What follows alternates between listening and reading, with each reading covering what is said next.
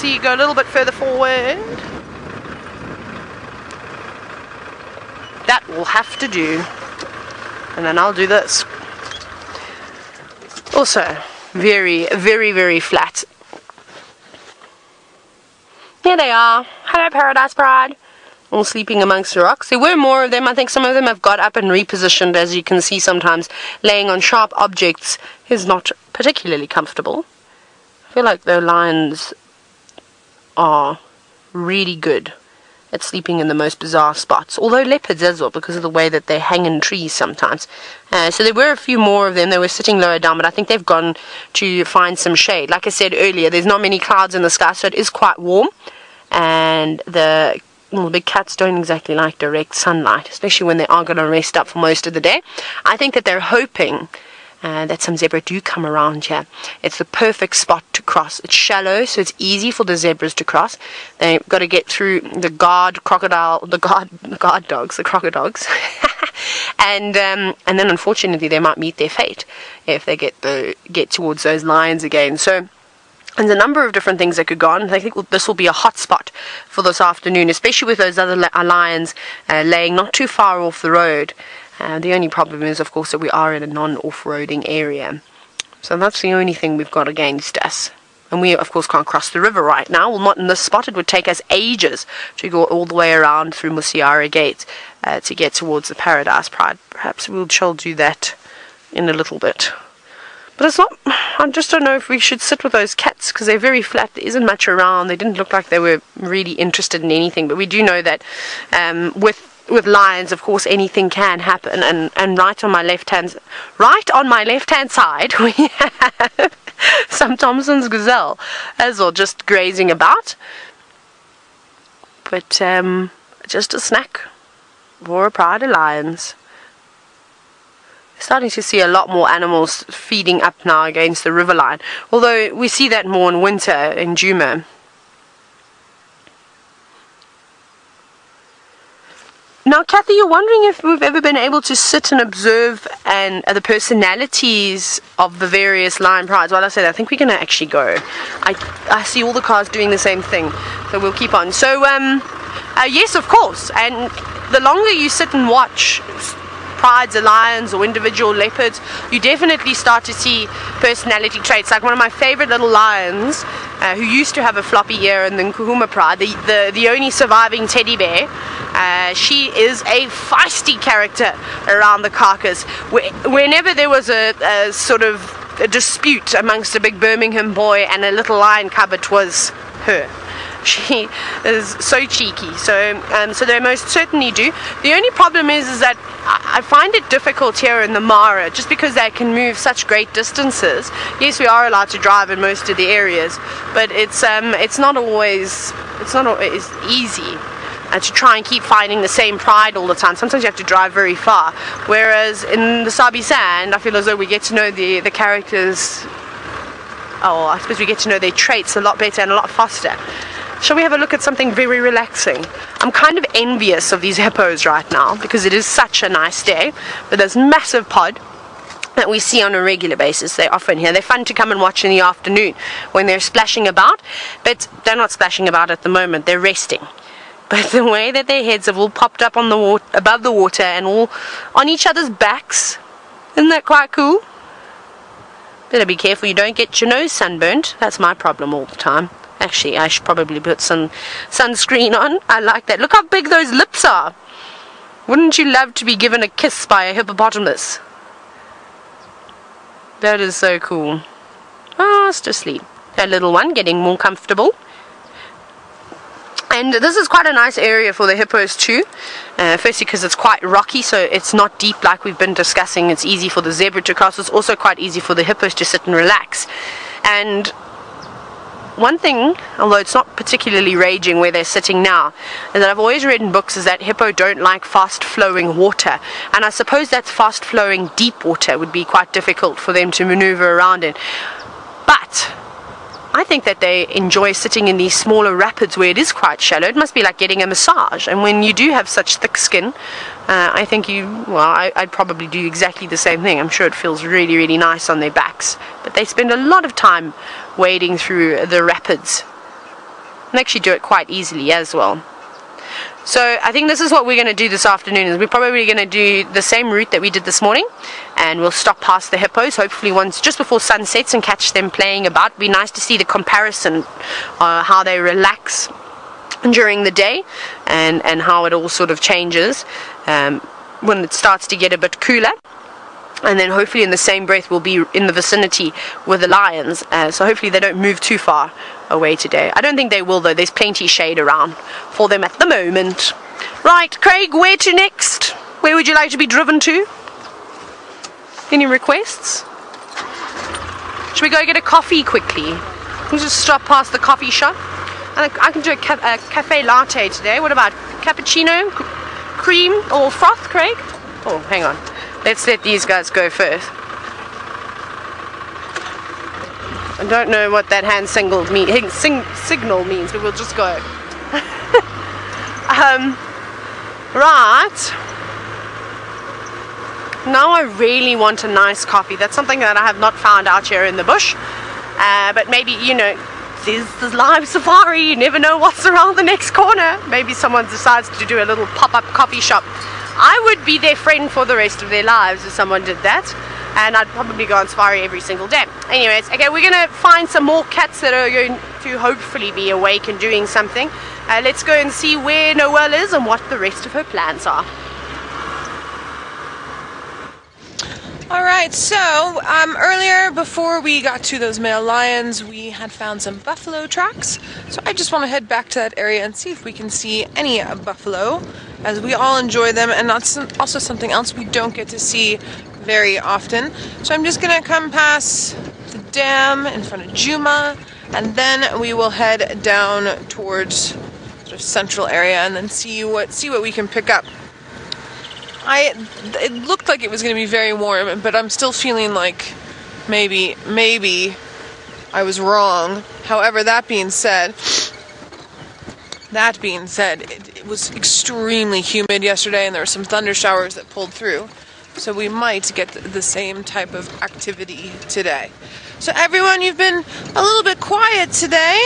Maybe you're a little bit sleepy. What is today? Saturday? Maybe everyone's having a night out or a lie-in, depending on where you are. But don't forget, we are live. We are interactive. Hashtag Safari Live on Twitter or on YouTube chat. You can follow us. And we know, you know that we love your comments and your questions and being interactive with us on our interactive safari. And also, don't forget, 14th of December, which is in, what is today, the 2nd? So 13 days, 12 days, we have our live airing of our show on Nat Geo Wild. Super exciting. I believe the time frame is for, oh sorry, that's just simple, is for 11 o'clock p.m. on Eastern time in the States. So if there's anyone else watching from any other country or time zone, that's the time zone that I have inside my head. So 14th of December during Big Cat Week, Nat Geo Wild, 11 p.m. Eastern in the States. And I hope you will join us. I'm super excited for my first TV show with Safari Live. Alright, sorry, just gotta meander through here, and then we have some Nyala bulls that are coming up. And they're always pretty, so I think maybe we'll watch them. I just want to come onto the dam wall a wee bit. And maybe we'll listen for our buffalo. Buffalo make a huge racket as they move through the bush. Here we are. Beautiful Nyala bulls. There's an Egyptian goose, but I think let's do the Nyalas. There's something about waterbuck males and Nyala males that I just find particularly attractive, although I also do love a kudu. I think with me, with the Nyalas, it has to be that chocolate brown color, and I really enjoy how they start off looking like a female. They're that light coloration of the females, and then slowly over the years get into this dark coloration, almost like bird species, birds of prey. But this being obviously an antelope, and the light is really beautiful right now. So Nyalas eat grass and leaves, depending on where they are, depends on which one they eat a little bit more of. That one there was eating a bit of small growing plants just on the bottom, and the other one looks like he's busy chewing on some grass. So they'll probably come along in a little bit and have a drink and quench their thirst. There's that heat that we were worried about. All right, I think the cool breeze is only when I'm driving around, and it's giving me a very off perception of what the temperature is. Vildy, I'm not a fan of Egyptian geese, but that Egyptian goose is looking beautiful. All right, the reason why I'm not a big fan of Egyptian geese is they're just very loud and very annoying, but they are quite pretty. And something we do talk about with the Egyptian geese is why are they called Egyptian geese, and you can actually see with this one when it turns its head a little bit more, the dark markings over the eye, like the kohl that used to be put, and kohl is K-O-H-L, around the pharaoh's eyes and that makeup, and that's why they're called an Egyptian goose. There we go. That's a nice little screenshot. A mirror reflections of a goose.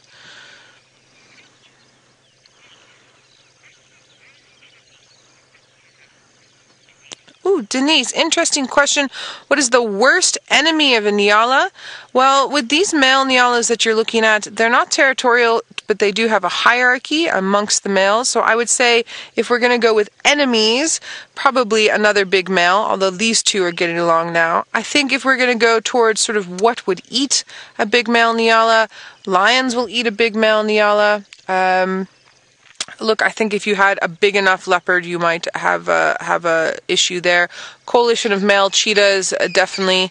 Yeah. So, and wild dog. Of course, we can't forget our wild dogs for predators. Although that being said, I've seen wild dogs hunting more kudu than I have Nyala, but that's just my experience. Remember, with every predator, they have a specific prey species that they enjoy more than others and know how to kill more than others. A pride of lionesses that I worked with loved buffalo, but if they could get a Nyala or a kudu, they would try it every now and then. Just depends on where they were in their territory, habitat-wise. We've got an Egyptian goose coming into land. And why didn't you do it in the water? It's so much prettier. And this is why Egyptian goose are annoying. Listen. That sound. And they go on and on. But this interaction is actually quite interesting. It looks like it's a mated pair. And one mate was coming in and joining the other. If it was a non-mated pair, let's say it was a male that was territorial and then another one coming in, they probably would have spread their wings and had a little bit of a fight going on. But these two had more of a greeting. I've also watched Egyptian geese chase away African shelduck.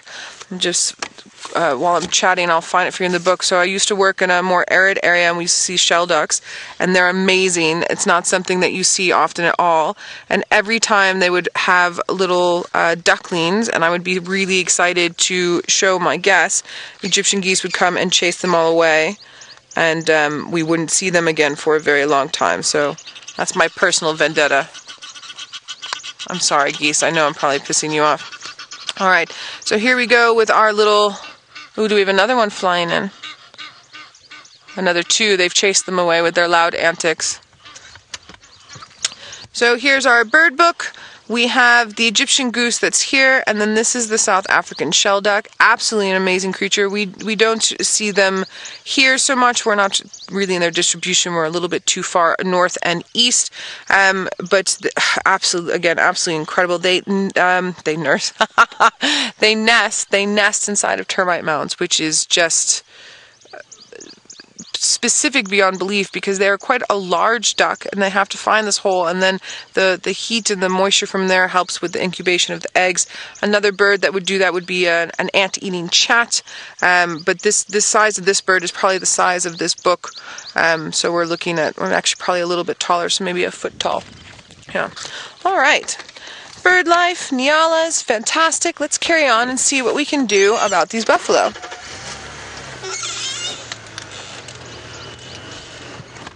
And I was going to say, and also maybe Tundi, but I have a feeling that it's gotten a little bit too warm. But you never know. was chatting with a friend of mine who does some leopard research in one of the national parks that's farther west and north of us here. And he was saying that due to a lot of people coming and visiting that park, as well as sort of just temperature differences and areas they want to traverse, that the leopards have a tendency to hunt more during the middle of the day. Just as an odd other little fact we have. Okay, I believe James has something that he would like to show you, so let's head on over to him. Well, what I wanted to show you was, well, first of all, a fashion accoutrement that we have to wear when we're out here. This is the gaiter, a very fine piece of cloth, in my case, around my ankle, which is an insubstantial piece of foot. There is Fergus's, very nice Fergus. Some people choose leather gaiters, for example, but the reason that they wear them is for ticks, to try and avoid being savaged by ticks, but also to avoid being savaged by the likes of Tragus berteronianus, which of course is the carrot seed grass. Now, the carrot seed grass has not popped up yet, but one of the grasses that has just popped up as a result of the rain in the summer is one of my favourites, called Chloris roxburghiana. And is it not impressive? One of the most irritating things that can happen to you on a bushwalk is not being attacked by a lion or chased and charged by an elephant or buffalo. It is being inundated in the sock by seeds. Very unpleasant. But Chloris roxburghiana is the feathered chloris, and it is much gentler than Tragus berteronianus. Okay. We're standing here on a termite mound with a very large example of a tree known as, what's it called again? The boerbean, the weeping boerbean. Now, Lily, if you're still watching, I'll tell you a little bit about this tree. This bark is quite good, apparently, for headaches. So what you do is you'll take, I suppose, you'll take a knife out. If you had a knife. Shouldn't play with a knife, Lily. It's not a good idea. You take out your knife, and then what you try and do is get hold of some of the bark that isn't very close to the surface. So we'd take that off like that, throw that bit away, and we take a little piece of this bark there, cut it off. There we go. We make a little bit more of a hole, dig it out. See that red stuff? That's what we want. And what we'd do, Lily, is put that in water, and we'd let it sit in the water for a few hours, maybe. Now, of course, Herbert's mother would be able to tell us how long exactly it needs to sit in the water, and then we'd drink that water, and in theory, that would then take our headache away. So that's a nice medicinal use, is what we call it, a medicinal use of a tree. And this tree, of course, is called the weeping boerbean. The other interesting thing about this weeping boerbean, I think, is that if you look into its top, you can see that some of it isn't alive anymore. Some of it is dead. And sometimes trees, when they go through very tough times, what they'll do is that they will decide, you know what, it's too difficult to keep the whole tree alive, and so we'll sacrifice one of the limbs. So you call that a sacrificial limb. And it just lets that part of the tree die off, and then when times get better again, like clearly they are now, then it will put out new shoots and new branches will grow. So sometimes a tree like this can look like it's entirely dead, and then it comes back and you'll see that only a branch or two are dead. And in fact, in that sacrificial limb, there is a hole way at the top there, Ferg. And in that hole, I'm pretty sure there is some sort of wood-boring bird, like a woodpecker or a barbet, perhaps.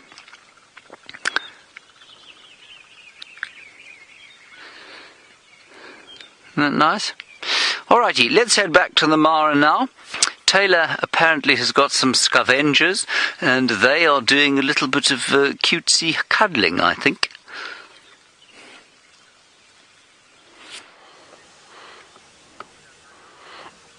James, if you call anal pasting cutesy things, I don't know, there's no hope for you, because that's what they're doing. These two girls over here marching through, and basically just been scent marking. Off they go. But they're very excited. They were calling. I don't know if it was these two youngsters that are just coming up to our right. I don't think it would have been them. Maybe there was another adult that was calling down in the distance. But something has got them riled up, which is quite cool.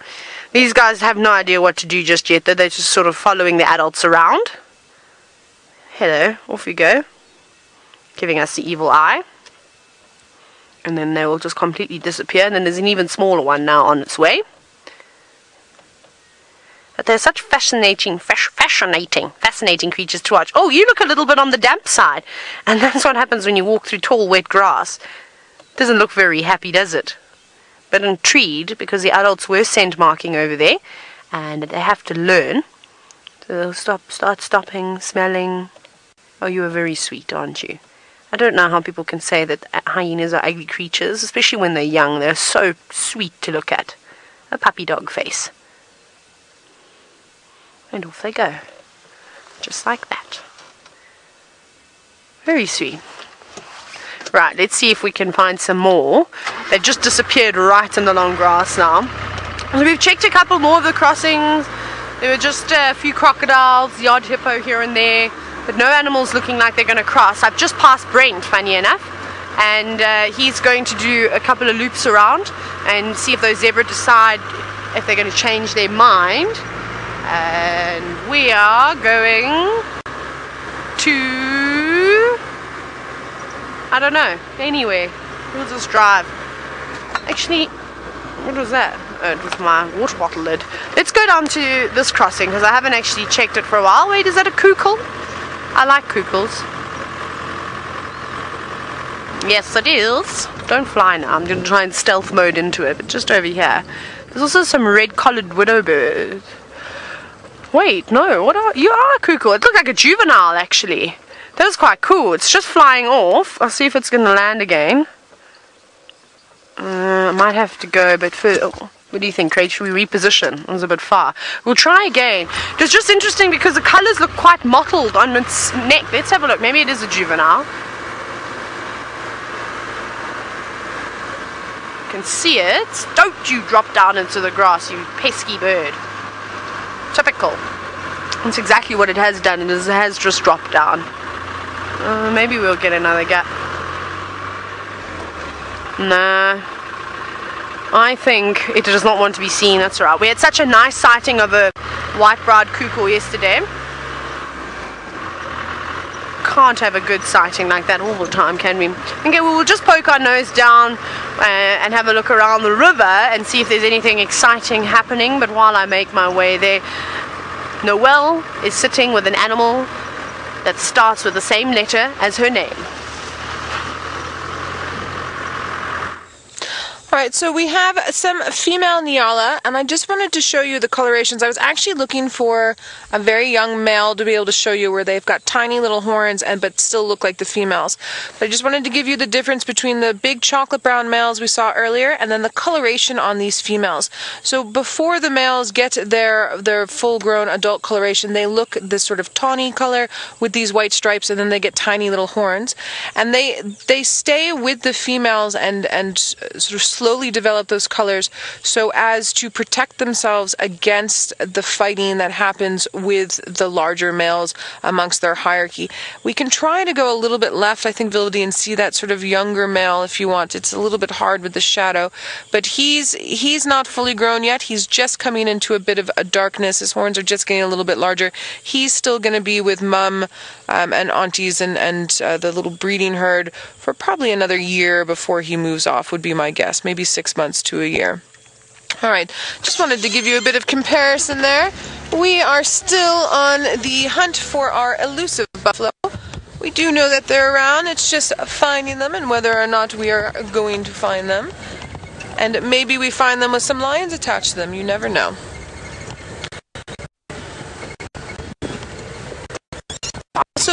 We've been having these discussions on and off about El Niño and La Niña and what the temperatures are doing and what the climate's doing, and I've been trying to do a little bit more background research on it for you all. Now, as far as I understand it, La Nina is our normal state, where we're supposed to be, and El Nino usually happens around Christmas time, so La Nina means little girl, and El Nino means a little boy, and El Nino brings in quite a lot of, depending on the area, quite a lot of rain and flooding, and then opposite side of the world to that happening will cause drought. So now part of my doing this little bit of research on this is I'm just busy studying with exam things, and then part of it has to do with the thought that a lot of people don't know which state we're in. Are we in La Nina? Are we in El Nino? What's happening? And the fact that they're becoming shorter and more frequent between the two, and that's the part I'm having trouble finding the answers to. So if any of you out there are any good at anything to do with weather or have heard anything on this, please send it through. I would love to know what type of information you have lurking around with you. And of course, I will keep updating you little by little by little regarding what I find out, and see if we can come to our own conclusion about what's happening with our weather for this year. Now, the reason why this is so important is that having a drought in an area like this is difficult for the wildlife and for the ecosystem to survive, but also having a flood can be a little bit difficult as well. And so rain for us is very important. It keeps everything growing and functioning. Now, while thinking about our weather conditions and looking for these buffalo, let's head on over to Tella, who has something to show us. Oh, sorry. To James with our ever-growing population and one of our favorites, the dung beetle. Yes, indeed, my favourite too, many people's favourites. Now, we were talking about the dung beetles earlier, and we were talking about flighted and flightless. These are flighted dung beetles, and if I'm not mistaken, they're called plum dung beetles because they look like Fergus. Correct, plums. But there's a bit of conflict going on here, and I think what we have is two males, fighting over a nuptial ball with a female on top of it. I think this is a male here that I'm pointing to now. He seems to have lost his way somewhat, and I think that on the ball, there we go. Here he comes. Let me just see if he doesn't come back. I've always wanted to catch one like a cricket ball. No, I think he's off. Wonderful. So now, what we have here is, well, I thought it was a nuptial ball. It is a nuptial ball, but I've misidentified which was which. The male is pushing the ball, in theory, and the female is sitting on top of it. This is like being picked up in a limousine.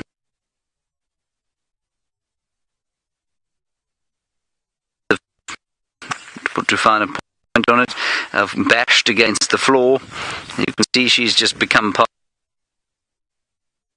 And what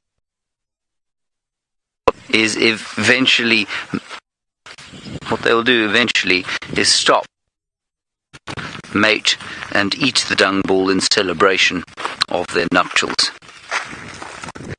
She's in fact frantically eating as they move. It's quite interesting. Isn't that cool? See how she's just kind of part of the dung ball, and the power that he is demonstrating is quite phenomenal. That dung ball probably weighs 3 times what he does, so call it 4 times, with the other beetle on it. And the speed with which he's moving it is astonishing. How he's deciding where to go, I'm not sure. I mean, we know the mechanism by which he's doing it. He's looking at the sun, orientating himself with the sun. But how or why he's decided to go in the particular direction that he has, I really don't know. I think he's probably looking for some shade somewhere. Right, well, from an icon of southern Africa and the Sabi sand, we're going to go to an icon of the Masai Mara.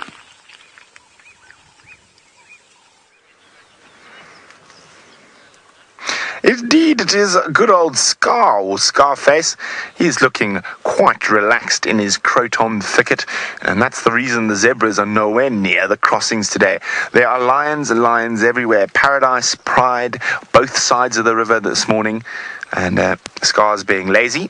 But one of his lovely ladies is strolling towards a little rocky outcrop.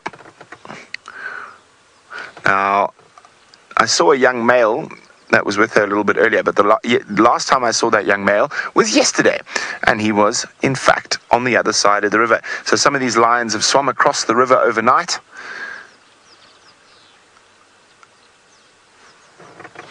And you can see the other couple schnoozing over there.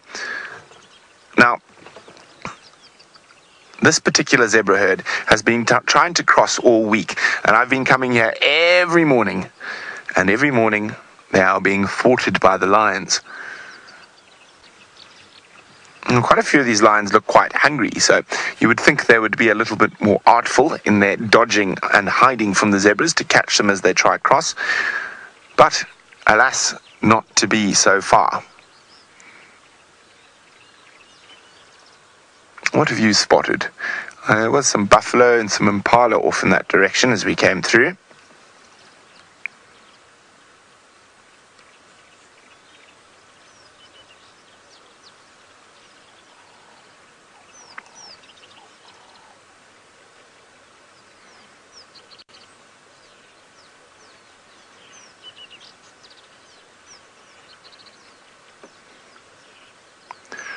And it is beautifully serene down here by the river this morning. We can hear the Mara River gurgling in the background. We can hear some testiculars making noise.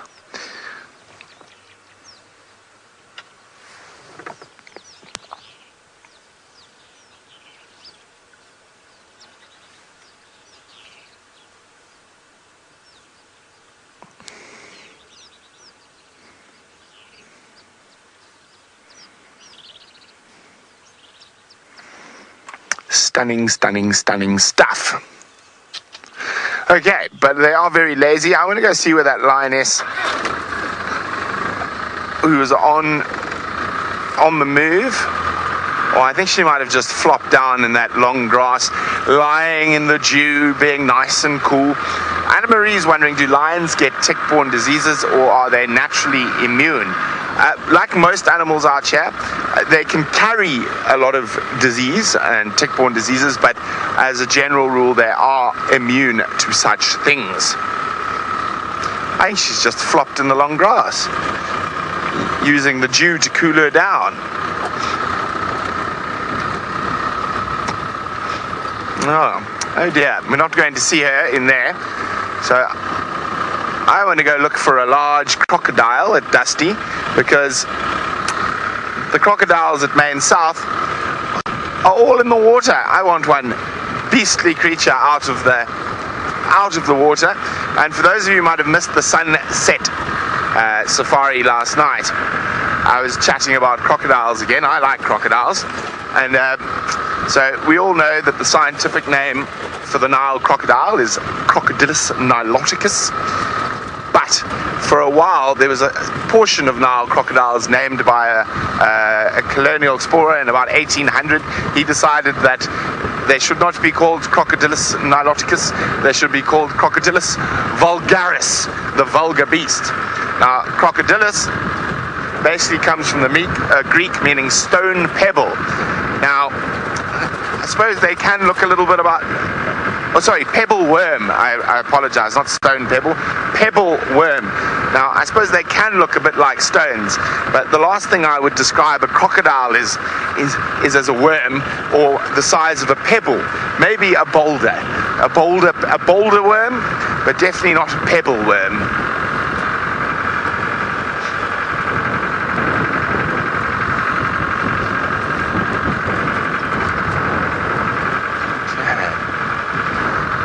So Scar's about. He's got some girlfriends on the Triangle side. He's got some girlfriends on the Greater Reserve side. Now, the Paradise Pride are prolific, and they dominate this area, which is probably one of the best territories in the Mara. Now, of course, the wildebeest only cross for a few months of the year. However, the topi, the zebra, the other animals cross constantly. So there's always food about for them to feast on. And in May last year, on the other side of the river, just below from where we are now,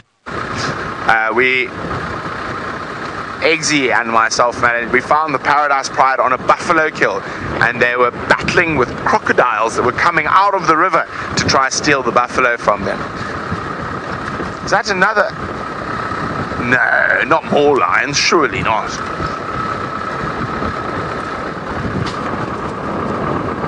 No, it's not. I'm hoping for one of the pebble worms to be out and about.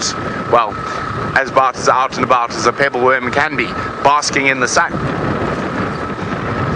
Now, I have found crocodiles in certain parts of Africa many kilometers from water. During the dry season in Botswana, I found about a 3.5 meter croc walking down the road about 20 kilometers from the closest permanent water. So pans had dried up, and this croc had been forced to walk back towards the river.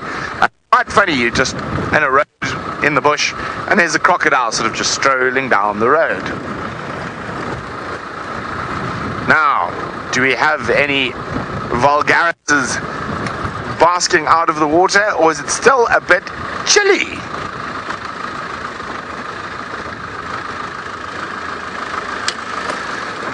Oh, there's only small ones. I wanted to see a beastie out of the water today. Norma wants to know what is the difference. A little bit to the right there, I think, Ja? There. They're so small, I know. We're used to behemoths here, gargantuans. But Norma was wondering, what is the difference between a crocodile and an alligator? Oh, do we have... Oh, it's still not that big, though. We're trying to find gargantuans.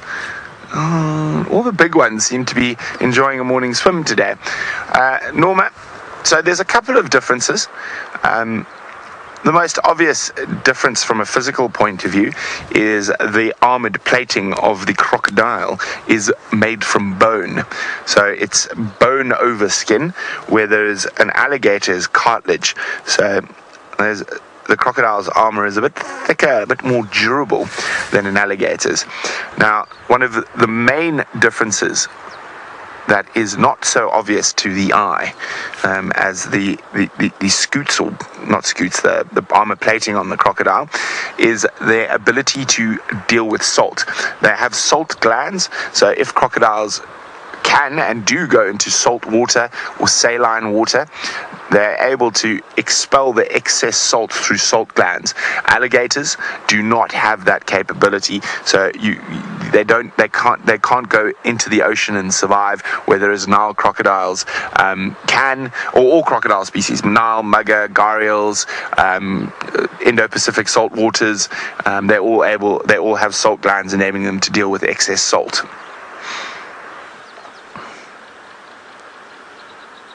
But alas, no behemoths basking in the morning sun, so we're going to move on. Never smile at a crocodile. That was Peter Pan, wasn't it? I think so. Tick-tock, tick-tock. Oh dear.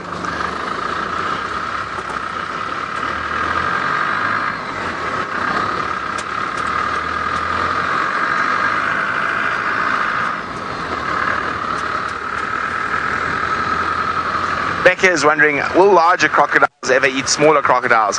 All the time is the answer. So when you get groups of crocodiles basking, you can have lots of various sizes, but once they get a certain size, you will very, very seldom find a crocodile under 2 meters basking with groups of larger crocodiles, because it is just one snap at your din-dins. Now, female crocodiles are incredibly good mothers and will actually look after their young for quite a period after they've hatched and defend them against possibly the dad, because dad, he'll eat you. He will eat you quickly as well. So yes, they will eat each other more frequently than other predators, but cannibalism in reptiles is quite common.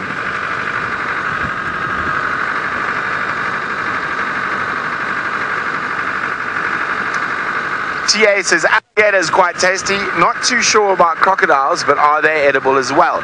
Indeed, they are quite tasty as well. I think the best description of crocodile meat is somewhere between a combination of chicken and fish. You have to prepare it properly though, because otherwise it can be very tough. Good recipe.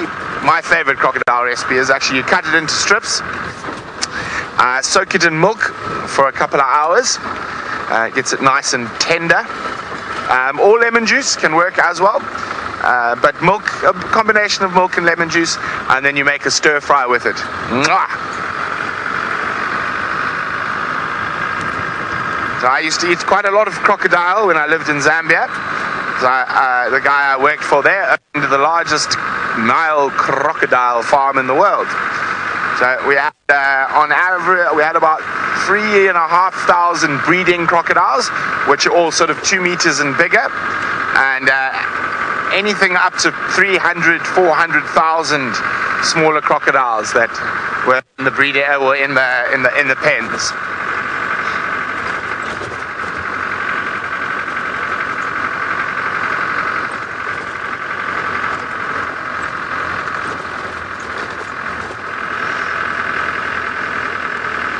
Actually, let's just have a quick look there.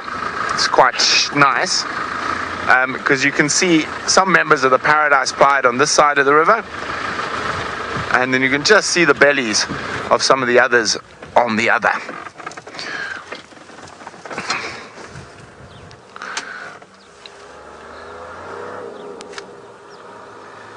There we go. So there we go. You can see lions on either side of the Mara River.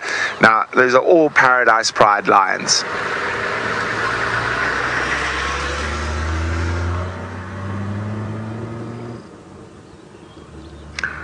And I'm quite sure they're all going to move into the croton thickets as it gets warmer today.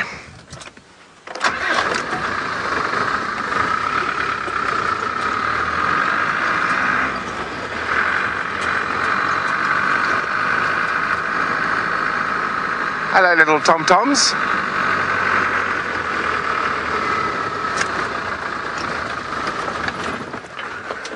Now, the Tommies are quite aware that the lions are here, keeping a close eye on them. They are definitely one of the cuter animals around, and I think they're absolutely fascinating.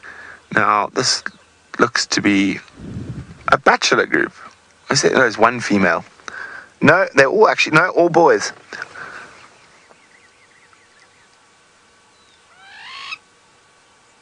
All boys.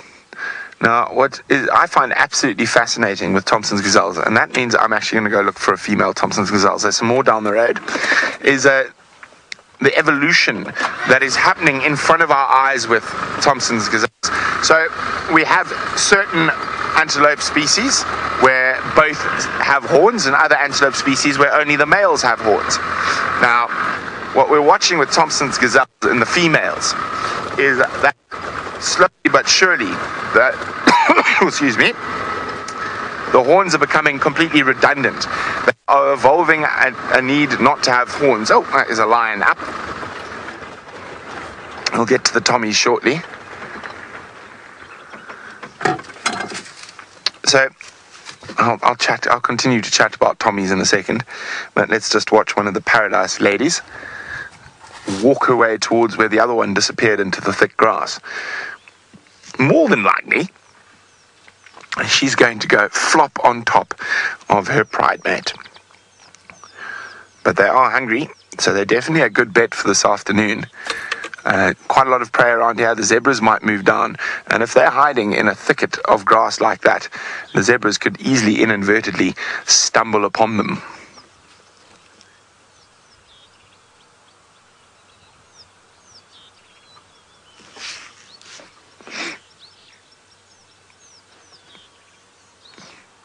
So we know there was a lioness that disappeared in there somewhere. And let's see. A bit of lion magic. Now you see me. Oh, there we go.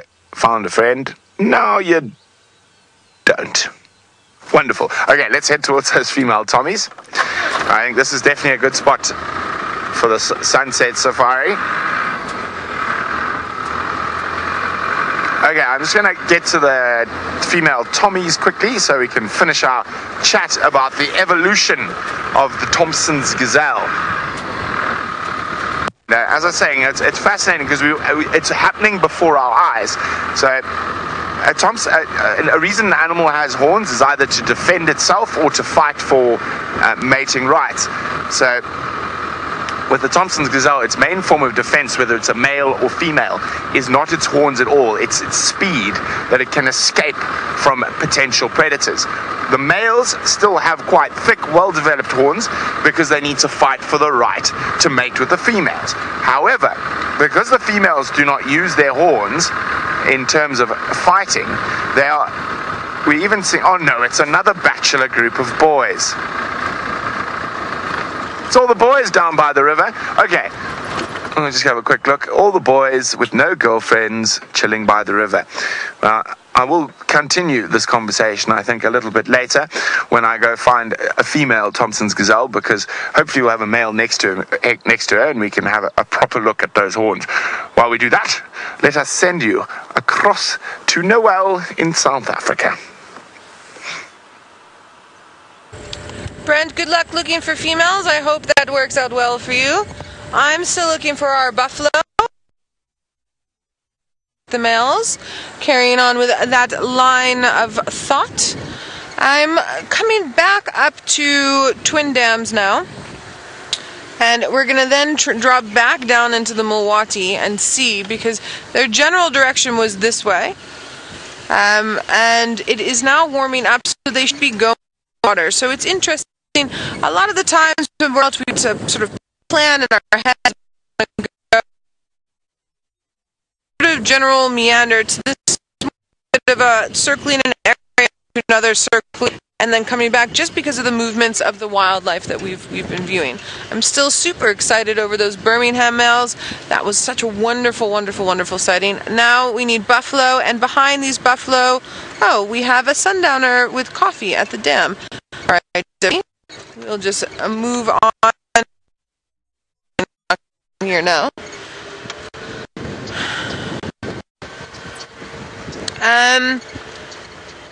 They might even head over towards Chitwa side. So I think we can go and try over there and maybe have a look at our baby hippo that we love so much, that is that side. Those collared prant and call eggs that we saw yesterday with the collared prant and calls, I sent them to a couple of my friends. I was very cheeky, and none of them got collared prant and call. Very good. I've got a new one for all of our information, and then a dear friend of mine was busy hammering away the information, and we were going back and forth, and that's how excited we get over something like a prant and call egg, especially getting a photo and something new that we might not have seen before. And I think we spoke about half the day on and off about them in general. It was very, very neat. Trying to think what else. We were just mentioning how the birding today has not been as good as it was yesterday. It's a little bit more humid already this morning. Vildy and I were thinking that possibly there's going to be a big storm that comes through. They've been building in the afternoons and rain, but it is definitely a possibility. Oh, this is a pretty little scene. We have weavers weaving, and we have foam nest frog nests sitting there. That's a big one. They have just formed over the past couple of days. When those eggs hatch, the little ones eat through and then drop down into the water and carry on their life cycle in the water there. But I think my fascination is more with the weaver. Looks like a southern masked weaver. Busy building his little nest there. There we go. So he's just sort of hanging in the bottom. And one of the reasons why I'm fascinated with what he is doing is he's put his nest all the way out on the end of that branch. And part of the reason why they do that is to make it harder for things like snakes to come through. And then another reason why Vildy and I were thinking it's possibly going to be big rain this afternoon is because we've seen quite a few snake tracks earlier in the game drive.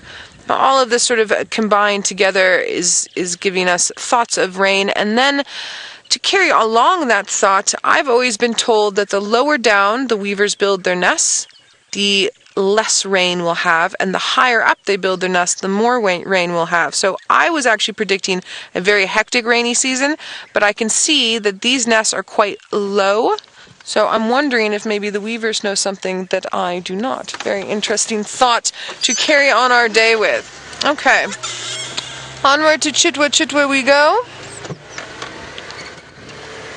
And with this nice warmth that's come up, maybe we get something like elephants coming to have a drink, or possibly we might.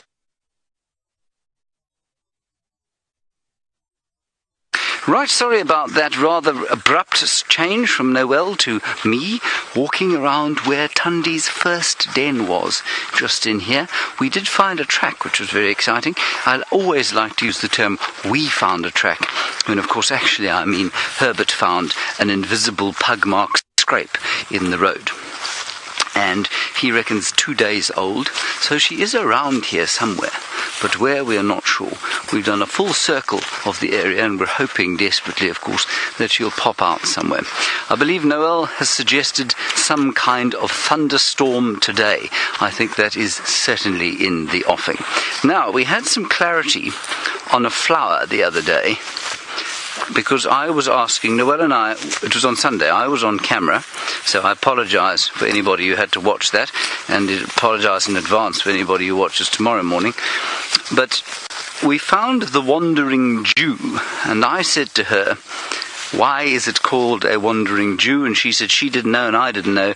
And naturally, you all came to the rescue, Judy H. at the forefront as always, with an answer for why it is called the wandering Jew. And I saw one back there, and I thought I saw one in here. I'm just going to try and find the flower for you. While I do that, I'll tell you the story. And, I mean, it's a little bit of a garbled story, largely because my memory is unable to remember things in the detail with which I read them. But basically, I mean, essentially, originally it was an anti-Semitic kind of description of the Jews. For Jews were set to wandering the world after they crucified Christ. That was the kind of, that's where the expression wandering Jew came from. Now, it does not refer... It's not used in an anti-Semitic way when referring to this plant, and in fact referring to there are a number of different things around the world that are known as wandering Jews. And while the brothers, now I've lost the story again. I'm trying to connect with why the flower was called the Wandering Jew, and it's lost me. I think the brothers that found the naturalists that named it were Jewish, but whether they were wandering or not, they weren't wandering, because of course the wandering refers to what I've told you about now. So we've got closer to understanding the sort of mystery behind the Commelina plant. But I've now lost it, of course. It was a very garbled story, and I wonder, in fact, I think it's got a lot to do with the fact, actually, that it's distributed all over the place. That's what it is. Sorry. It's distributed very widely, this Commelina plant, and that's why it's called a wandering Jew. So scattered, much like the Jews were scattered around the world after the crucifixion of Christ, depending on your bent, of course. Amanda, you have asked a question. I am still looking for this plant. What was it again?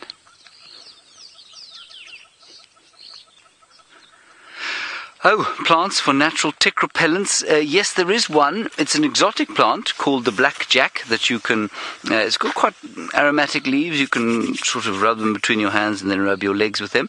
That works quite well. I suspect quite strongly that if you were brave enough to take the Clerodendrum... what was it called? This is disastrous. Clerodendrum tomatum. There we go. Clerodendron tomatum. I was fairly sure that if you took that diesel-smelling plant and rubbed it on your legs, you would be able to dissuade anything from coming near you, including ticks. Let me just try and find this plant. Here it is. Ha ha ha. Species, and this is just one of them.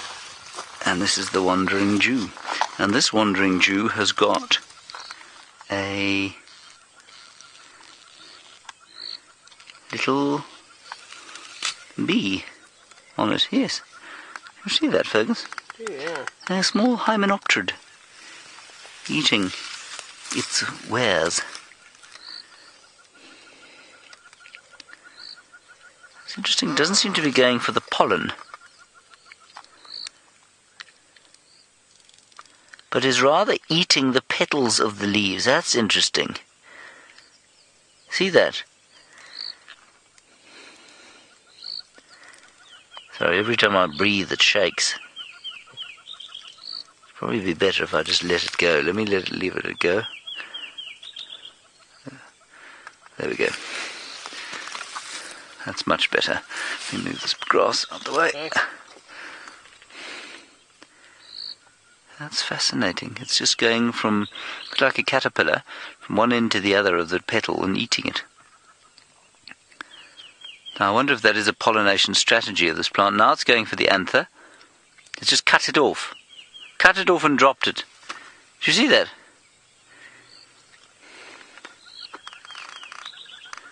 Why would it have done that? Maybe it was just sort of thought it might be something worth eating, but I wonder if this isn't part of the pollination strategy. So the petals are actually, rather than just a runway of ultraviolet light for the insect, perhaps they're also some kind of food source.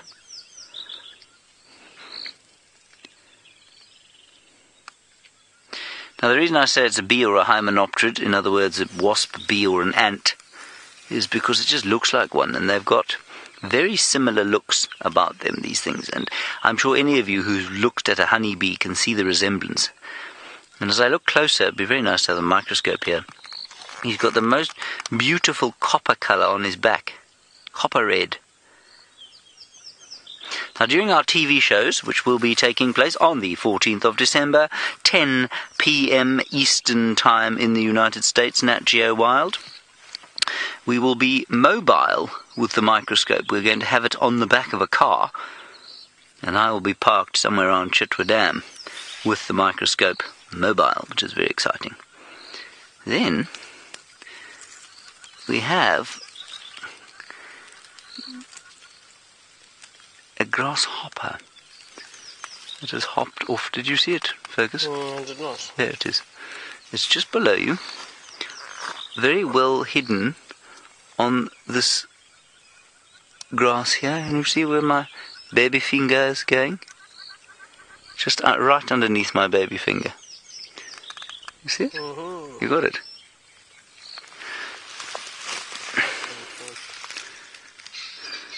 Marvellous.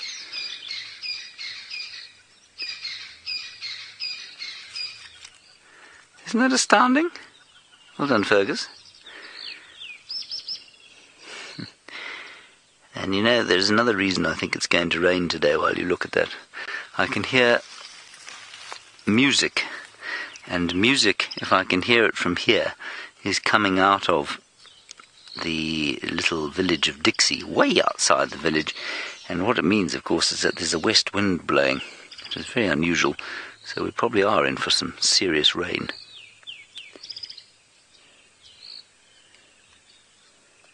Beautiful. Wonderful little scene here. Our little bee and our little grasshopper and our wandering Jew. I'm sorry about the garbled story, but I got it eventually, I think. I'll read it again when we get home. Come on then. Let us continue. The smell of eggies is in the air. We do have a crew with us today. This is quite a nice picture actually that I think we'll probably show you. What we have there is Herbert, obviously, and next to Herbert is Carl Drogo, and next to that, of course, Scott Dyson, who has just returned. So we're all doing various bits and pieces out in the bush today. While we do that, I believe that Brent Leo Smith has got a slightly less garbled version of the Wandering Jew story, and he will tell it to you now.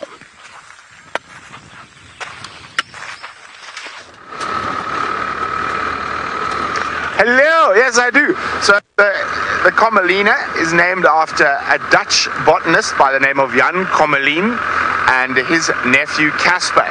So it's actually got 3 petals, two that are very big and very noticeable, and they represent Jan and his nephew Casper.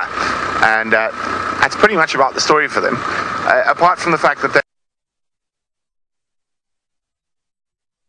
throughout Europe.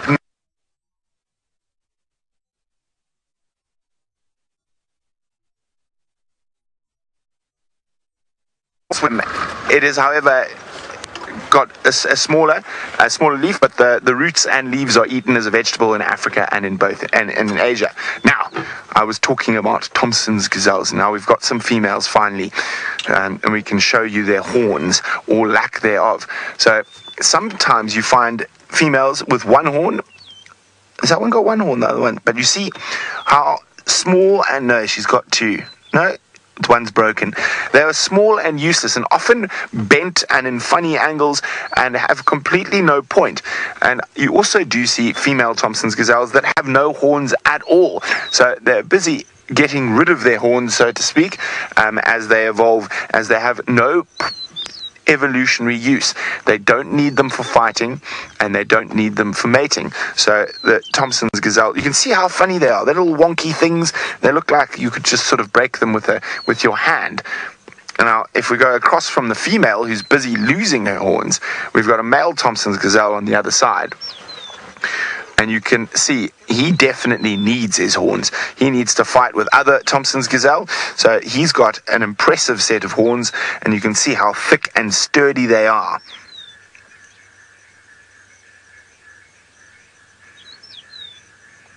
Beautiful. I still think they've got my favorite alarm snort of all the animals in the Mara. It sort of sounds like someone trying to politely sneeze.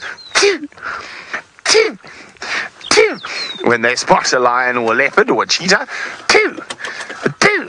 There we go. Okay, I'm glad I found the Thomsons. I'm just going to try find a spot to turn about now. Oh, there's some flowers up ahead.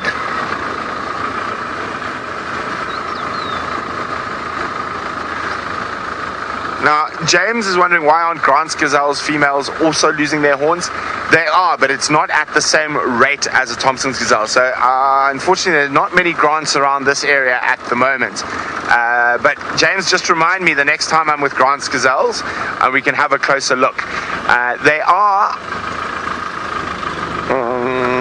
binoculars. No, it's not a lion. It is a stick. They are, but it isn't at the same point. Now, well, James, you've given me some homework. I'm going to have to read about the evolution of the gazelle family with the Thomsons and Grants, and find out who's older, who's younger. They could possibly even be around the same age, and there could be, you never know, something that's happened in the last 20,000 years that could have caused the Thomsons to really lose those horns in the females a lot quicker than the Grants. But there we go. Thank you, James. You've given me some homework, and I love a good bit of homework, reading up on all the wonderful animals here, and we do that every day. So, while I ponder the evolution of the gazelles in the Masai Mara or in East Africa, let's go across to Taylor, who's got animals that have been around in their exact same form for around 1.4 million years. And I'm sure you all guessed from Brent's description that we're looking at elephants, or you could have just seen them. It's a big herd just crossing the road in front of us, which is quite nice. I always talk about how I don't seem to have the closest interactions with the elephants in the Mara as we do in the Sabi sand. So it's always quite nice to get them just quickly crossing the road right up in front of you. but very relaxed, not really paying too much attention to the cars. Even the little ones that did cross, they just trotted straight across the road. That's a youngster. Hey, off she goes. Very, very peaceful out here. Now, earlier I was talking about, what was I talking about? Topi. And, oh, actually, no, it was Thompson's gazelle. And I wanted to show you pre-orbital glands, but now, of course, can we find an animal that's got pre-orbital glands? Nope. So, what we will do, though, we'll have a look at a gland that an elephant has, but it doesn't use it for scent marking, though. Let me find one. Who is secreting? Watch, and none of these elephants will be secreting anything from their glands. They'll be happy and stress-free. Let's see, let's see, let's see. I'll just turn the car like... Although... Maybe on this one, Craig, I'm just thinking... This one that's about to cross the road, just to the left of their eyes. This one isn't secreting anything at the moment, but you can see that there's like a slight little, I suppose, a divot. Just off to the left. And normally we can see that weeping. But that's not the case at the moment. So animals have got lots of different types of scent glands, and elephants in particular don't use anything that I'm aware of to sort of mark territories. Not that elephants have territories, they have home ranges, they're constantly on the move. But something like a topi, for example, often it looks like they've got a second pair of eyes, but they've got the preorbital glands. And then most of the antelope and gazelle species have got pedal glands, which are scent glands within their hooves. So as they're walking around, they're constantly scent marking on the ground. And then we have sebaceous glands, oil glands, that the waterbuck have to secrete a oily substance that helps waterproof their coat. What else have we got? Temporal glands, of course, like we were just chatting about with the elephants. Now I'm trying to think of what other scent glands there are. I can't remember.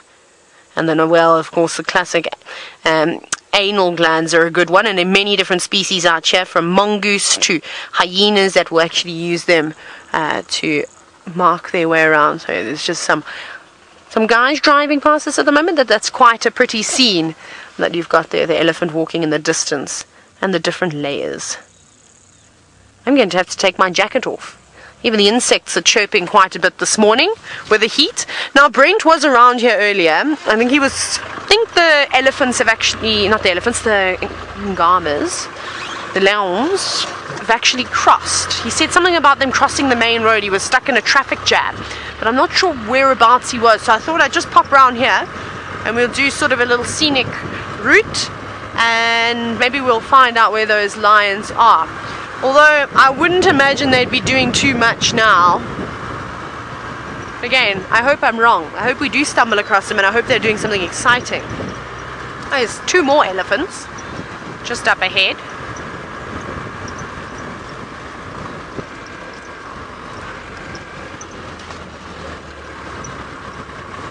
Please, can you go again with that? Sorry, I'm just losing comms with you guys at the moment.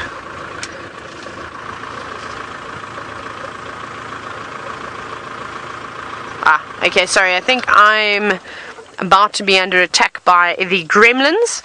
So what I'm going to do is I'm going to send you back across to South Africa, where James is on foot exploring the wilderness. And what we have for you here, the final segment of our bushwalk, a magnificent little rainbow shield bug. Can you see it, Ferg? Isn't it gorgeous? Quite possibly one of my, well, definitely one of my favourite insects. You just try and turn him round a bit. There he is. There he is. Isn't that gorgeous?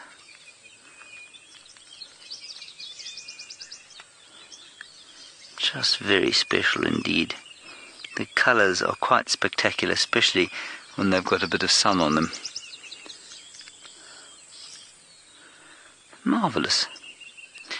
And the other thing I wanted to show you was the beginnings of the white berry fruits that are coming on the unsurprisingly named white berry bush.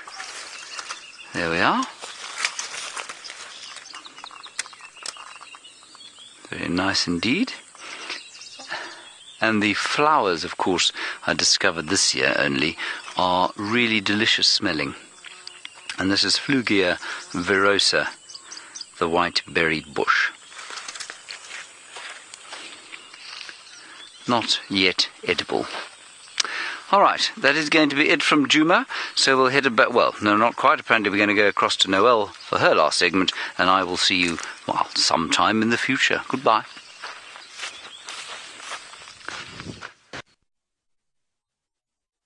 Well, it's been a wonderful morning. Those Birmingham males were just absolutely spectacular. Like James, I also smell my breakfast calling. So we are going to head home, and then I will see you this afternoon.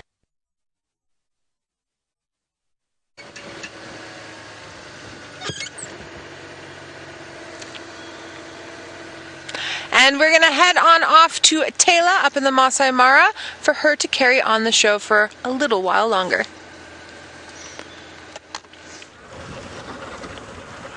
How exciting! You all get to get stuck with the brain tonight for the rest of the show. So there's some little birdies flying around. Go, Craig, go! And Craig was very good at following the birds around. And we've got a pin-tailed wider. Now, a few weeks ago, I was commenting on the length of the pin-tailed wider's tail. And I think I have to correct myself. I don't think that they have shorter tails than the ones in the Sabi sand. I think we just caught the males as they just started growing those beautiful feathers. Look at him go. Look at him. He's trying his absolute best to impress that female. Ah, she's not having any of it. She's not going to give up that easily. She's going to put up a little bit of a fight. That's quite cool. So what you saw that bird doing was not hovering. Now there's only a couple of birds that are true hoverers. A pin-tailed wider is not one of them. So it was using, there's a gentle breeze, but it was having to pedal its wings quite quickly and go up and down. You could see it was moving sort of forward, backwards, up and down, whereas when a bird will hover, it'll stay completely motionless and doesn't need to use the wind at all. There's not much wind, but a little gentle breeze would do the job. So that one had a beautiful set of tail feathers, as you could see. I've still been seeing a few more pin-tailed widers around that hadn't quite got sort of luscious feathers like that fella did have.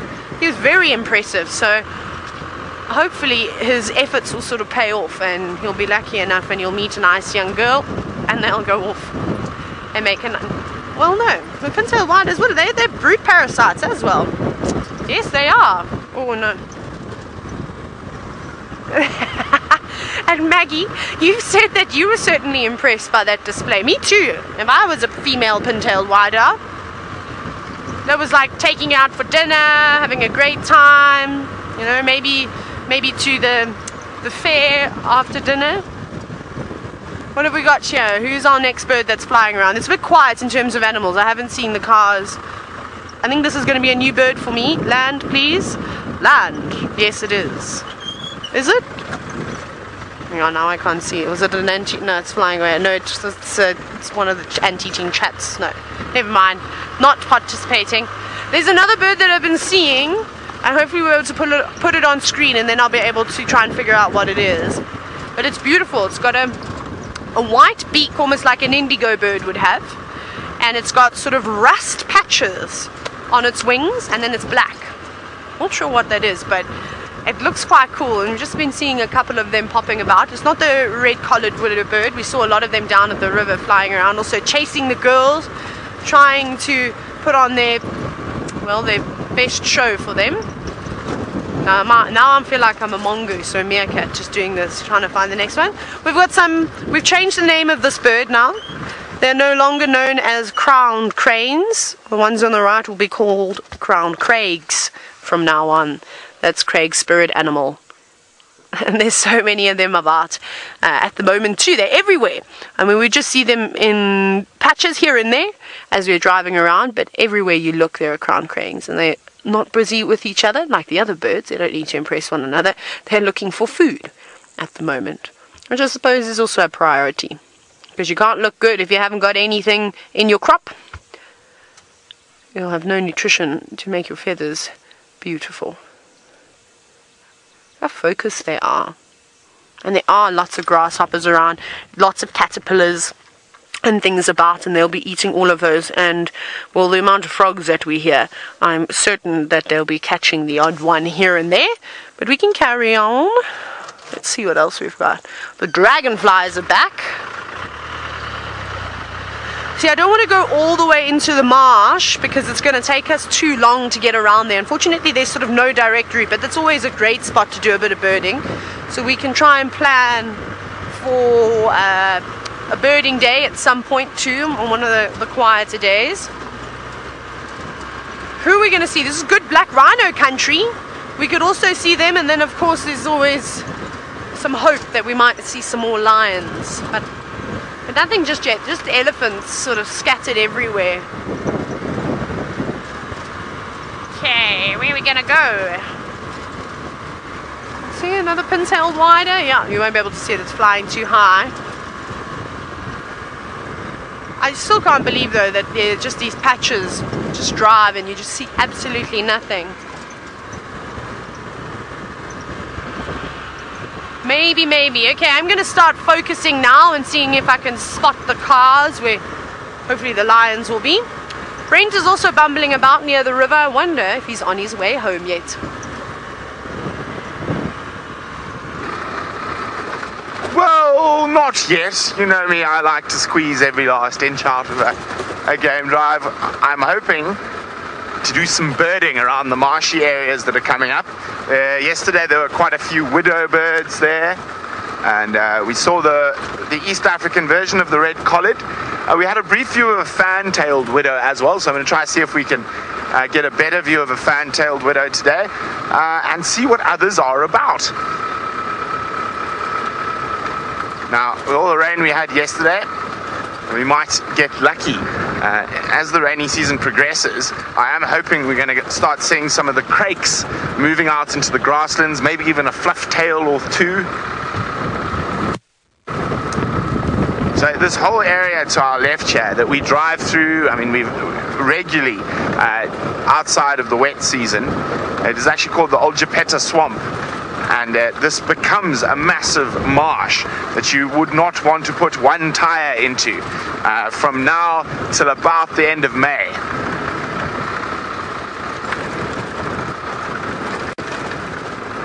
But it does provide excellent bird watching opportunities.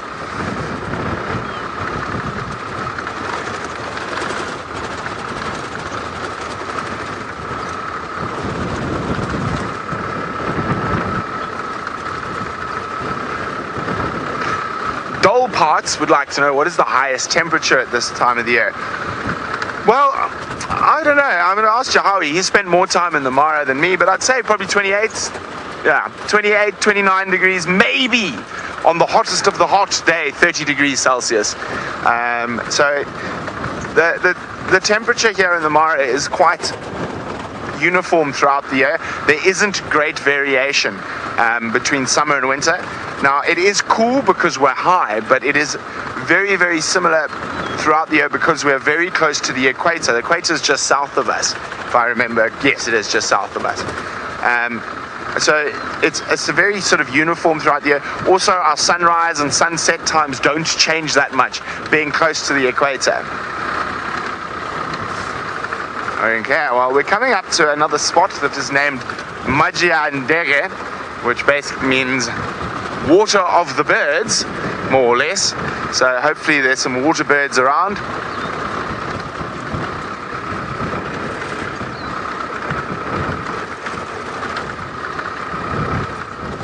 I think Majia Ndege is still filling.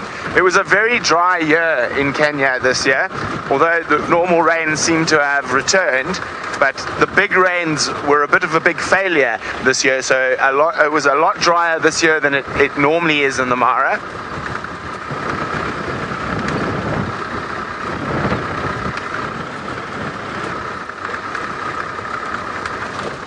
And you can see as we drive at the moment, there's water everywhere around.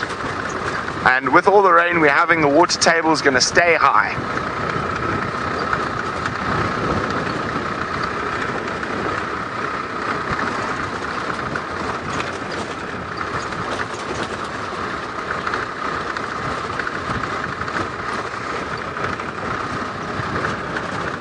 TA is wondering, have we noticed any changes due to global warming or climate change in this area?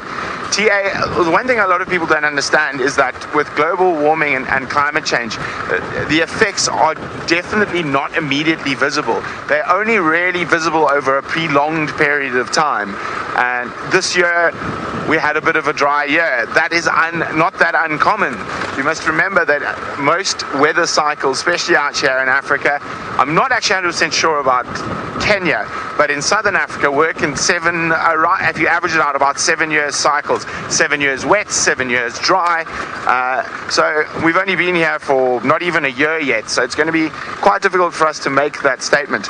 But also, when it comes to climate change and global warming, well, again, another thing that a lot of people don't realize is that it's a very gradual change, a very small change, and you can't really see it. I think it's in baby warthogs. Yo, Mom, how many you got there? You must have been a fat piggy before you got rid of those. There must be, 7 or 8 little piglets with her? She doesn't look like the biggest female either.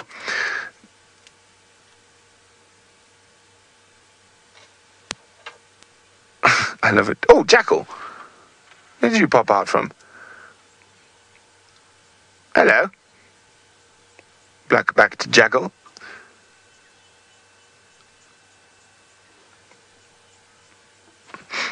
I was having a snooze, then heard me talking and got a bit of a fright. Oh, someone's next to me. Okay, well, there we go. So as I was saying, a lot of those things, and especially in areas like this, or even in the Sabi sands, you can't really focus on a small area. You need to look at the whole ecosystem. So you wouldn't only be looking at the Mare, you'd be looking at the Serengeti, and you would need to gather data over probably a 5 to 10 year period before you're able to actually see any significant change. And even 5 to 10 years with that type of data is probably not enough. It probably needs to be 20 years. So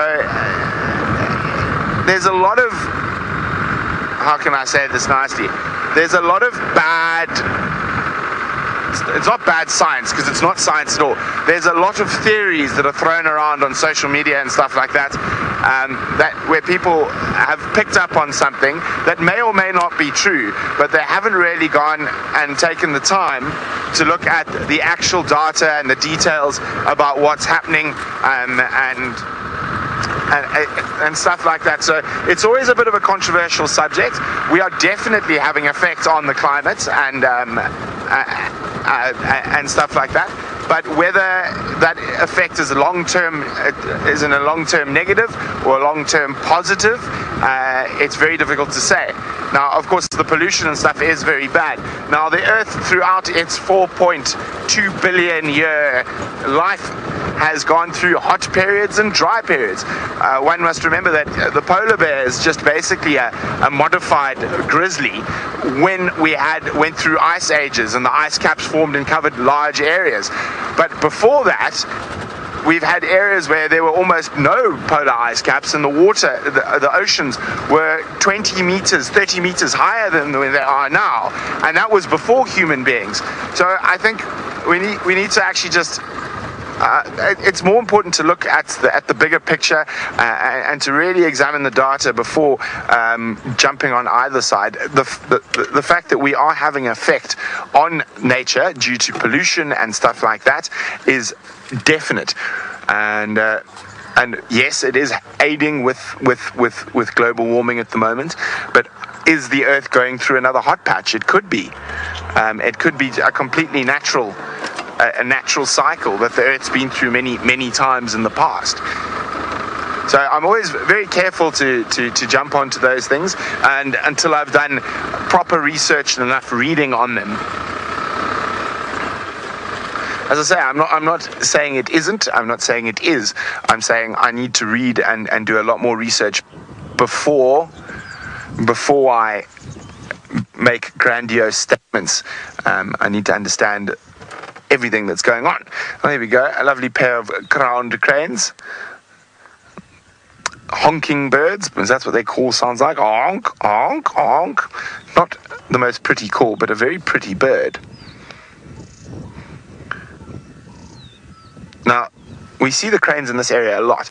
Now, cranes nest in swampy areas on little islands, and they'll lay eggs there. One of the biggest killers of crowned cranes is before they are even adults, it is the water monitors that will eat the eggs if the adults aren't watching carefully. Now, as you can see at the moment, they're pecking at grass seeds, and lovely fresh grass that's out, but they are omnivores. They'll also eat frogs and insects and even sometimes small rodents.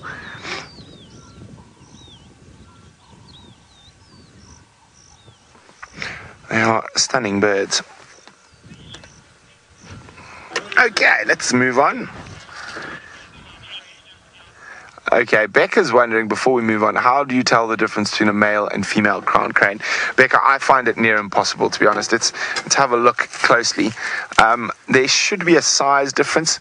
So I would say that's the male we're looking at there, and the female is the bigger one to the left. Now, with a lot of the bigger bird species, you will find the females, or in a lot of bird species in general, you will find the females are bigger than the males, and of course that's due to do with egg production. Oh, they're going to cause us a roadblock now. They are gorgeous birds. Okay, cranes, we're going to sneak around you. I'm trying to get to where all the widow birds are, which is just up ahead. But the cranes here in the Mara are so relaxed with vehicles, as you can see. They don't mind us driving past. Oh, just maybe we get a close up on their eye there while we, turn your head while we're this close. Oh, look at that. Isn't that stunning? It's, you know what it is? It's a mixture between a hairdresser and a punk rocker. You know the hairdressers who try to do mad things to their hair, and a punk rocker. That's what it is.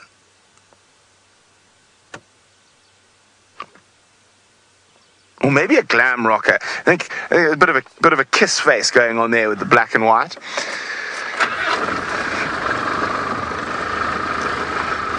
Bye, cranes. Beautiful.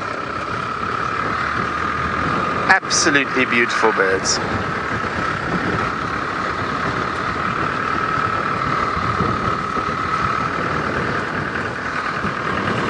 So William is wondering, how is an instinct created and passed on?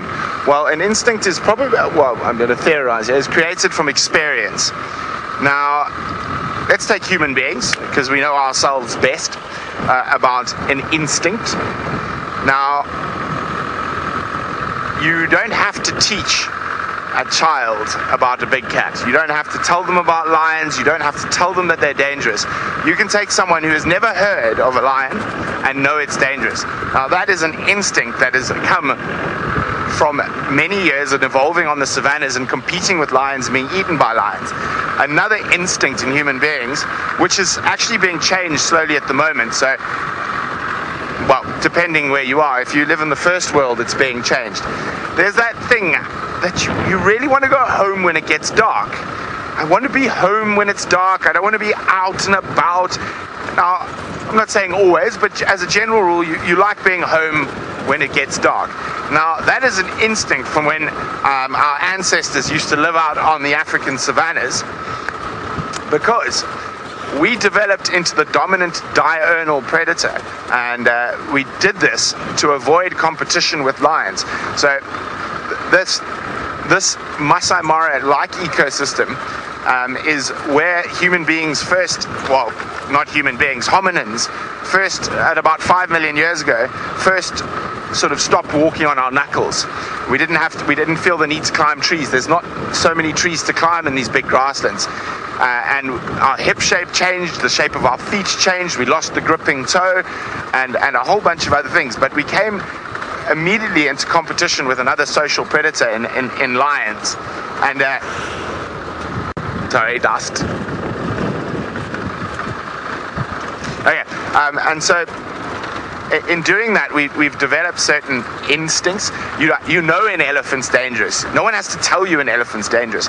And that's obviously from experience, and I would say from actual experience. And then as we developed language, communicated experience, and it's just passed on, and it's slowly become instinctive to human beings, and a lot of other instincts happen with animals as well. So the same thing as when we're driving in a car, it's only been around for 100 years. Animals don't have a traditional instinctive response to a vehicle. If I had to get out of the car next to these elephants that are coming up, for example, and stand in front of them, immediately their behavior would change. You probably find they would lift their ears and show aggression. They have an instinctive response to the bipedal figure of man. So it's a very interesting thing, and I mean, I can yabber on about that for days. But well, let's have a look at a beautiful animal.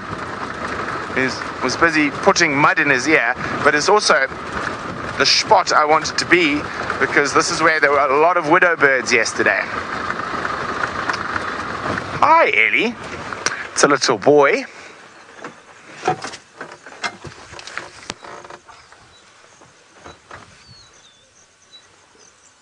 Oh, we've got an itchy ear.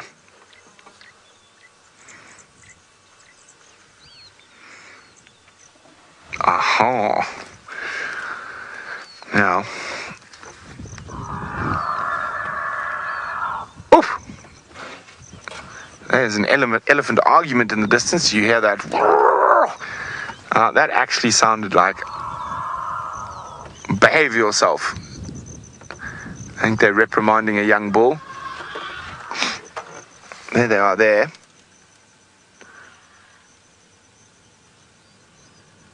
What? I think they're chasing another elephant.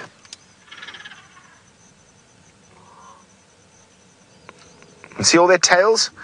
How they've become rigid? Upset?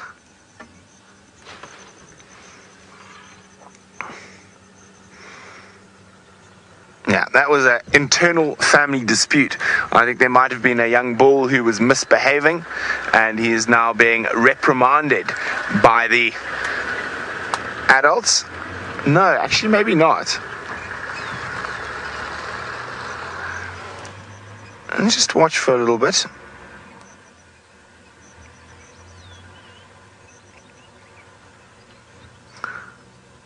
No, it is. So it's actually not a young bull. It's an old bull. The one on the far left, he's obviously caused some trouble and the females didn't like it.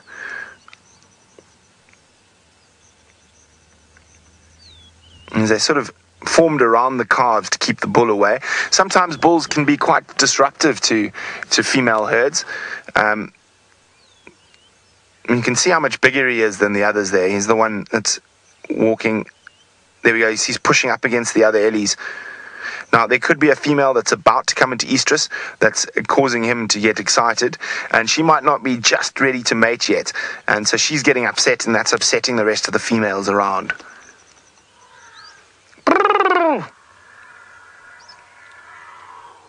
I told you to stop it!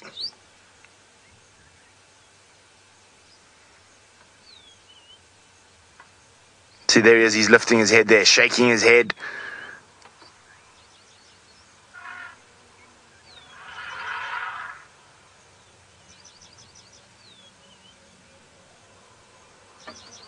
And you can see how much taller and bigger he is than the others.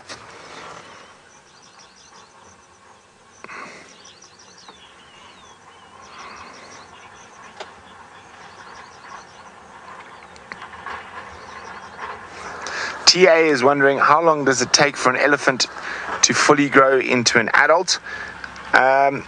Males only reach their full sort of body size, body mass at around 30 years old. Females at a bit younger, probably full size by about 20, 22. Look at him, he's being chased off and he's trying to back into himself into the herd.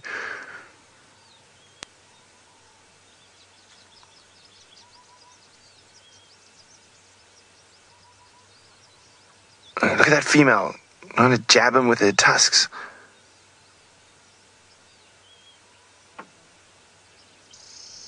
So I'd say there's a female about to come into estrus here, and she's not really wanting the attentions.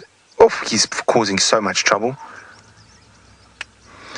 Now, in these situations, it's always good to watch these scenarios play out from quite a distance. I mean, sometimes you might get misplaced aggression from the elephants if you're too close. Well, it seems all is sorted now. And the widow birds have all disappeared. Of course they have. There were a whole flock of them. Then we heard those elephants making a noise. Becca wants to know, do elephants always flap their ears when they get upset? When they get upset, they normally raise their ears out. It's to try and make themselves look bigger. The reason they flap their ears is that it's their air conditioning system. So an elephant can have up to about just under 2 gallons of blood in their ears, and their ears are very thin. The skin is very thin in comparison to the rest of their body.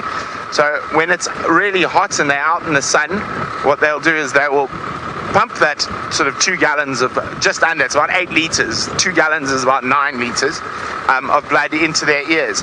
And when they flap it, it cools the blood down, and then that cooled blood heads back into their vascular system, and then warm blood comes back in. So if they're out in the sun and in very hot areas, you'll notice now at this time of the year in the Sabi sands, in the middle of the day, the ellies will even sit in the shade under a big tree and flap their ears to cool down.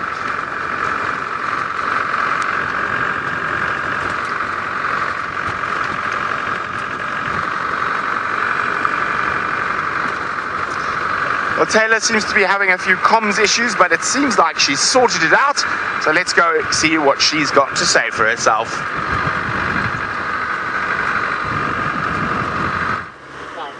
Well, Brent, we have not sorted out our comms problem because we're on open mic now. So you will hear another strange voice. It's either going to be Louise's voice or Alice's voice. Who is it going to be? You may have just heard Alice going, live, live. Did I do a good Alice impression? Now we're going to drift. No! Bit muddy around here. We are in the Angama's territory where they like to lay, but no lions, just a pair of guinea fowl on the floor. Hello, you two. Where's the rest of your family? I can hear some calling in the distance. Perhaps they're on their way, or maybe the rest are just hiding in the grass, trying to catch some of those tasty grasshoppers. Although I'm not one to talk, I don't know what a grasshopper tastes like. I've never eaten one. But they're definitely the one of the most striking birds out in the bush, with that bright blue head, don't you think? And of course their beautiful white spots on their black plumage. I think they're very pretty birds. Just looking for all sorts of things. They eat a variety of different things. They'll eat grass seeds. You often see them digging through rhino middens, in fact, or elephant dung, any dung, where there'll be insects gathering too. So they've got a nice varied diet. But they definitely stand out in that green grass. And it is crazy how quickly this oat grass is growing. It really does thrive out here. I don't think it needs much water, although most grass species don't really need a lot of water to be able to push through the ground and carry on growing. It's always the greatest to see in South Africa in the Sabi sand after we've had a fire, or perhaps just a small downpour, and a couple of days later in some of the areas you see, oh, there's little green grass shoots just poking through, and then the zebras move in and eat them very quickly. Well, all the animals, even the kudu, start to feast upon grass when there's new shoots available. So I'm not actually sure where the lions that Brent had went. Like I said, I'm going to stand by it. I think they would have found a nice spot to sort of settle down in. I don't think they'll be out moving around too much. It is quite warm. So maybe this afternoon, although I'd really like to head down towards the river and give that a bash. I think we could get quite lucky with the amount of lions that are around there. We can try again for the bat-eared fox den. We need to try that whole habituation process anyway. And if we don't go and visit it, well, we're not really going to improve, are we? So I shall stick to my word. Oh, hang on. You know what? I see lots of cars up in quite the far distance. We've still got quite a way to go before we get there, unfortunately, with all these luggers around. We have to go the scenic way around. Now, there could be lions, or they could be elephants, or could just be somebody having breakfast, or maybe it's a chat. Anyways, it's been a fun morning nonetheless, and I hope that you've enjoyed it. But for the last few minutes of the show, let's go across to Mr. Leo Smith.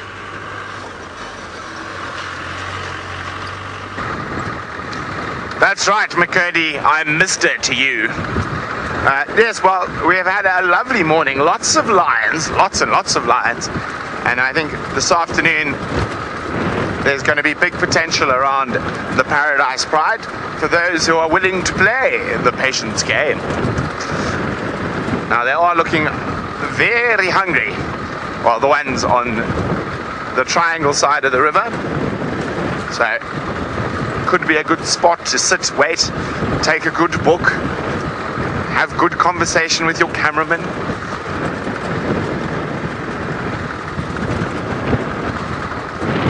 I was hoping to get some widow birds this morning. Unfortunately, they have dashed off.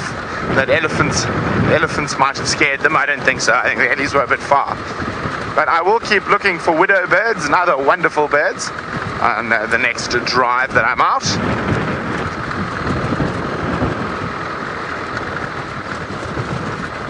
Now, of course, some of you might know that there's some very exciting times coming soon. And that is, of course, the Safari Live TV show on Nat Geo Wild during Big Cat Week at 10 p.m. Eastern Time. So make sure you join us for that spectacular. We're going to be having bushwalks and cars in South Africa and cars in the Mara. It'll be the second time we'll be doing a TV show from both locations. Isn't that just amazing? I still get absolutely astounded at some of the tech that our incredible tech team is able to pull off. I mean, a live African safari is difficult enough. Now a live African safari from South Africa and Kenya at the same time. Isn't that absolutely astounding?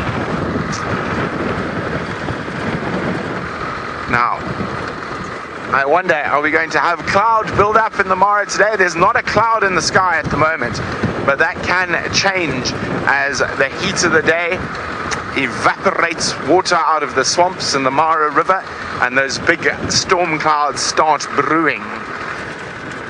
But you're going to have to wait to find out and see whether it's raining or sunny this afternoon in the magical Mara and, of course, the magical Sabi Sands Game Reserve in South Africa. Now, from all of us at Safari Live in both countries, it's been wonderful, it's been great, it's been grand, it's even been grandiose. So we will see you a little later on the Sunset Safari. Adieu.